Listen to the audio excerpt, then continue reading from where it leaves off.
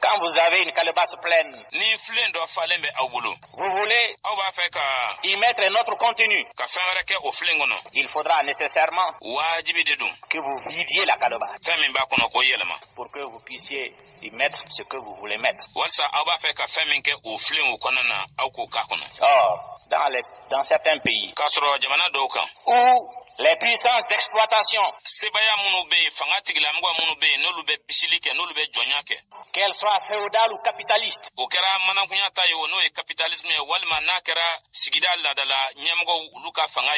étaient appuyées par les religions, par les représentants des religions. À telle enseigne que ces puissances capitalistes et féodales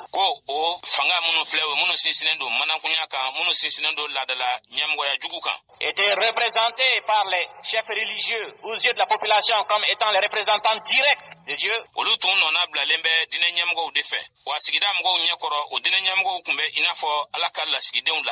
Pour mettre un terme à l'exploitation de ces féodalités et de ces puissances capitalistes, il fallait mobiliser le peuple. Donc il fallait lui faire comprendre qu'au-delà de la puissance des féodalités et des puissances capitalistes, il y avait une autre idée qui pouvait être puissante, qui pouvait être un facteur de mobilisation. C'est sa libération de toute oppression.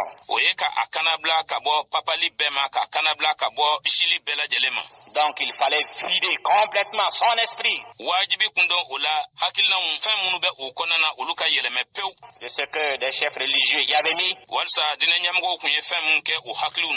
pour que son esprit vierge puisse être un réceptacle pour les idées nouvelles.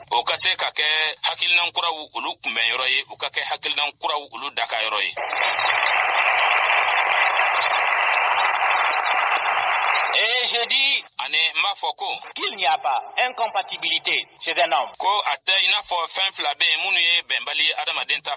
entre sa croyance et ses idées socialistes.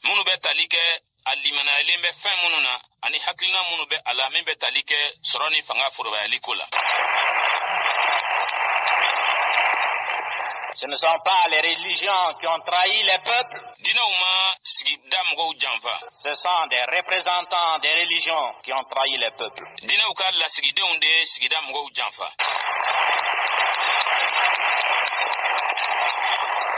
Parce que ces représentants ont préféré se lier aux forces d'oppression et d'exploitation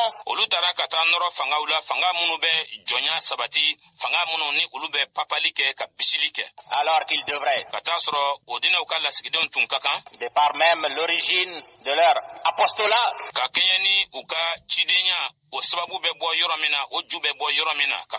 s'associer aux couches qui souffraient, aux couches opprimées, aux couches exploitées.